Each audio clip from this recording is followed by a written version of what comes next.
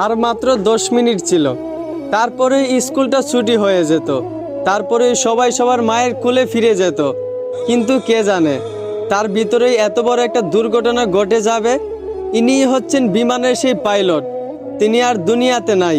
তিনি কিন্তু চাইলেই প্যারাশুট দিয়ে নিজের প্রাণ বাঁচাতে পারতেন, কিন্তু সামনে স্কুল থাকায় তিনি বিমানটাকে একটা নিরাপদ জায়গায় নিয়ে যেতে চাইছিলেন, কিন্তু দুর্ভাগ্যবশত তিনি সেটা পারেন নাই। স্কুলের মধ্যেই বিমানটা যাইয়া পড়ে। বিমানটা শুধু পাইলটেরই প্রাণ কেড়ে নেয় নাই, সাথে আরো কত কত শিশুদেরও প্রাণ কেড়ে নিয়েছে, কত কত মায়ের বুক খালি করে দিয়েছে।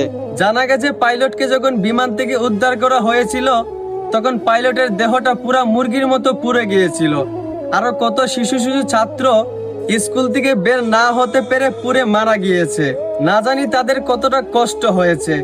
আসলে এইটা ছিল একটা প্রশিক্ষণ বিমান, এইটা ছিল একটা পুরনো জং ধরা বিমান। এইটা কখনো আকাশে উড়ার কথা ছিল না, তবুও কোনো এইটা দিয়ে প্রশিক্ষণ করতে হলো, তবুও কোনো এইটাকেই আকাশে উড়াতে হলো। এটা কেমন দুর্নীতি আমি বুঝলাম না। আজ এই দুর্নীতির কারণে কত কত মানুষের প্রাণ চলে গেল, কত কত মায়ের বুক খালি হয়ে গেল।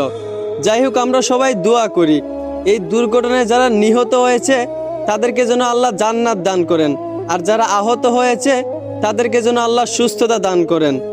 আমিন।